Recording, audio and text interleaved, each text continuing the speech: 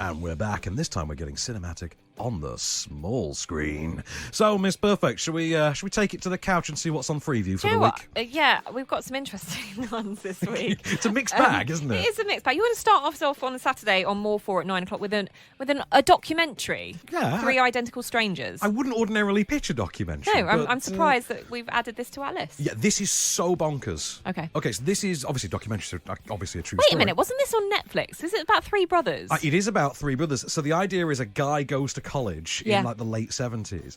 Everyone starts recognising him. He has no idea why. And it turns out that prior to him starting that freshman year at college, he had a doppelganger who had dropped out. Turns out to be his twin brother, who he'd been separated from at birth. They become national news. They meet, they become national news, and they then find out there's a third one. And then they become big on the talk show circuit, and then they find out they weren't the only ones. There were others as well.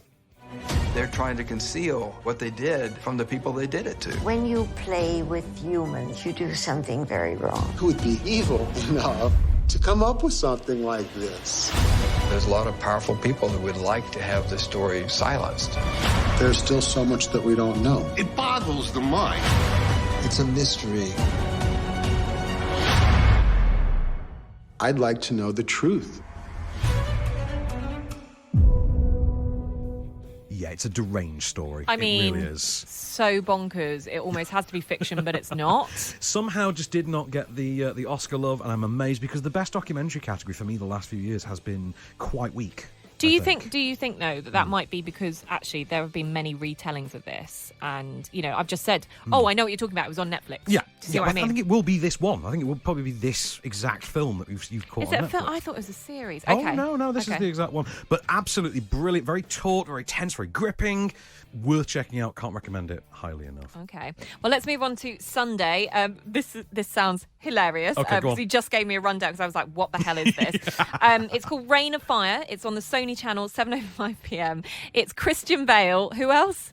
Christian Bale and Gerard Butler and Wait, Matthew McConaughey. And Matthew McConaughey. Wow. And Matthew McConaughey and dragons. And dragons, yes. Okay, so this is set, basically it starts off sort of now. You've got a young boy who witnesses the emergence of dragons in central London. They've been underground the whole time, and when they're building a new tube line, they accidentally wake up Do you the mean dragons. that wasn't a small earthquake the other day? That was actually dragons. No. Okay, fine. Think of it as Crossrail. It's like Crossrail. The construction of Crossrail wakes up the You dragons. think you live above a tube station? Yeah. You're wrong. Yeah, exactly. We then flash forward to the present, to sort of dystopian Britain, where dragons have decimated the world. The human race is very clustered, very sort of scattershot, and struggling to survive. Matthew McConaughey's American military type rocks up, and the young boy from the beginning has now grown up to be Christian Bale, who, along with his best friend Gerard Butler, never forget that these three actors were in a film together, by the way, team up to take down dragons and save the world. It was in the wheat fields just south of Coffeyville, Kansas. It was late November. It's a month of mist. We were caught in the open. The sun was setting behind us. There was nowhere to run. Twice it came in on us, and twice it missed the heart of us. And that's when I had an epiphany. You see, they have great vision in the day. They have even better vision at night. But in the failing light, they can't focus. Magic hour. Normally, ladies and gents, I let Van run away with pulling together this list for TV. I might have to stop that. We watched it last night.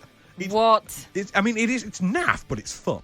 Yeah, but you've got to wonder what goes through the minds of Christian Bale. Gerard Butler, I can get why he's doing this, right? Yeah. But Christian Bale and Matthew McConaughey. I mean, okay, first of all, you've got to remember this is 2002. Matthew McConaughey was in no way as highly regarded back then. In fact, in this movie, he is playing Woody Harrelson. He's playing the average Woody Harrelson role with the big beard and shaved head. I might just have to go and watch this. And Christian Bale wasn't even Batman at this time. He's the only thing he really had of note to his name, Was Empire of the Sun? Well, yeah, that and American Psycho, really. Yeah. But that's it. And this, I think, was his attempt at a popcorn grab. It didn't do tremendously well at the box office. I wonder why. Yeah, it's directed Dystopian future of Britain. It's with directed dragons. by Rob Bowman, who directed the X-Files movie Fight the Future, of which I'm ridiculously sentimentally attached.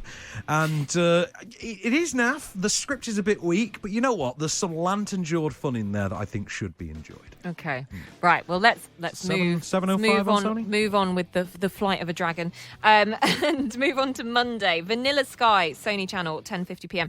Tom Cruise, Tom Cruise, Penelope Cruz. That's why I just got a bit confused then.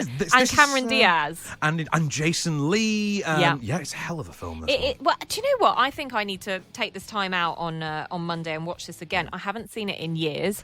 And with the amount of movies that we watch, it's easy to kind of forget how this all plays out. So the idea and concept behind it is that it's like a self-indulgent, I suppose, publishing guy. He basically finds himself, his life in shatters, and once he has an accident, doesn't he? He has an accident at the hands of a scorned woman, and basically he enters into a state of what's almost like a waking dream. He's not quite sure what's going on at any given time, and I'll tell you what, hear it for yourself. David, look at all these people. Seems as though they're just all chatting away, doesn't it? Yeah. Nothing to do with you? No. And yet, maybe they're only here because you wanted them to be here? You are their god. And not only that, but you can make them obey you, or even destroy you. Well, what I'd love for them to do is shut the fuck up. Especially you. You see? Yep, bonkers. I love this film. It reminds me of an old flame. It's a beautiful film. It's a very beautiful, very haunting film. I think it's one of Tom Cruise's best. Personally, it's a remake of, I believe it's Alejandro Amenabar's "Open Your Eyes." Yeah, it was Cameron Crowe directed this as well, and which it's is very musically styled. It's very Yeah. rooted in the pop culture sensibilities, things like Bob Dylan and things like that. I think it's a tremendous film, absolutely beautiful film, worth catching. 10:50 on the Sony Movie Channel on Monday. Should we kick it over to? Oh, it's also on Sony Movie Channel on Tuesday night. Our pick, Miami Vice. Yeah. I mean... Yeah, what's not to love? I know. Are we talking Don Johnson here, are we? No, we're talking Colin Farrell and talking... the look that I tried when I was starting uni. So what year was this? 2006. Okay. He stars opposite Jamie Foxx, who apparently is the progenitor of the actual idea to make a Miami Vice movie in the first place. He apparently said I don't think I've seen this. Well, he said to Michael Mann on the set of Collateral, you know what movie you need to make at some point? Miami Vice, bring that back. And then he did, and he cast Jamie Foxx as Tubbs, Colin Farrell as Crockett. He's a procedural... Good bit of networking there. Yeah, a bit of it's kind of a procedural Upselling. drama, Michael Mann style, very photorealistic, very grainy, very documentarian style, and it is the undercover investigation to try and take down a cartel lord. How fast does that go? Goes very fast. Tell me. Where would you like to go? What do you like to drink? I'm a fiend for mojitos. I know a place. What?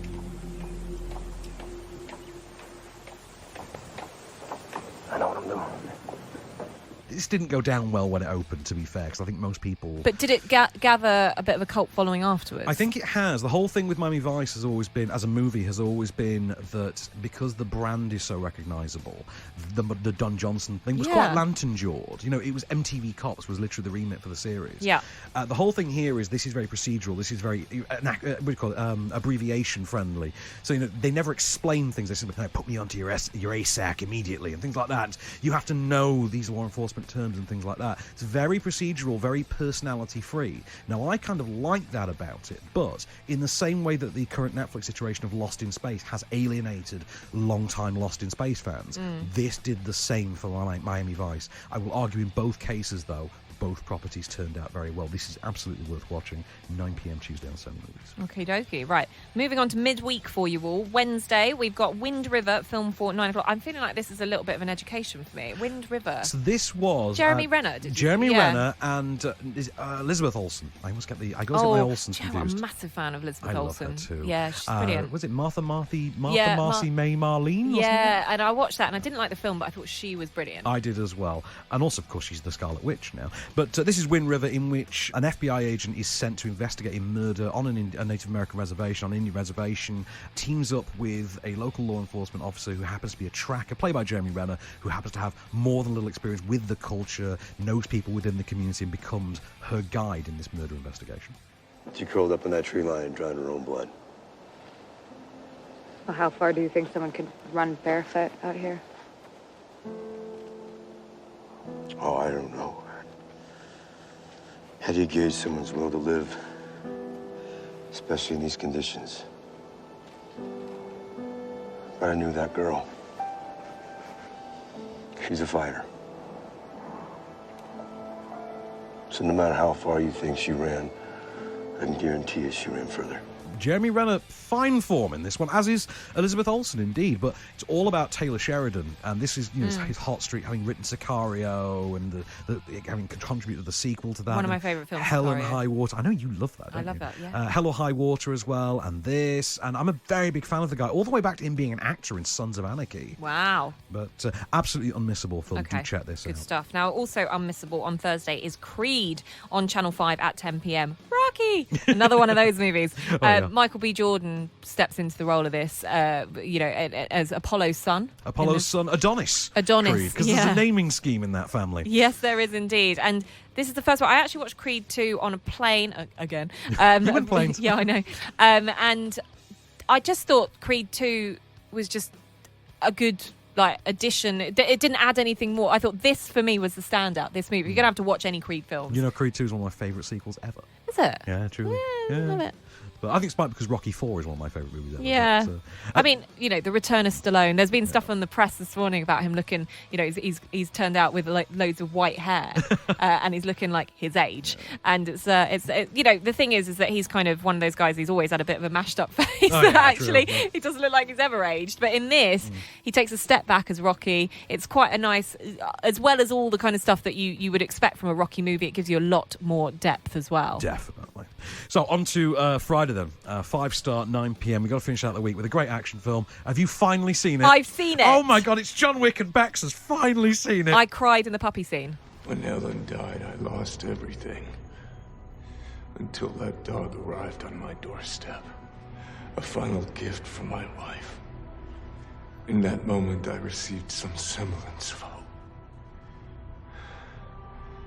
An opportunity to grieve unalone. And your son took that from me. Stole that from me. Killed that from me! People keep asking if I'm back, and I haven't really had an answer. But now, I'm thinking I'm back. Ain't Keanu brilliant in this? Joe, what is it, the Keanu-sance? The Keanu-sance, The yes. Keanu-sance, yeah. Do you know what?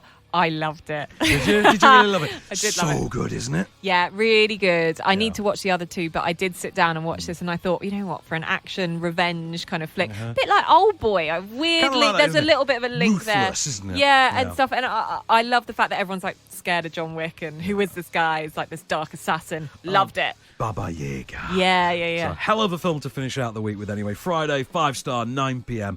Ooh, do watch John Wick.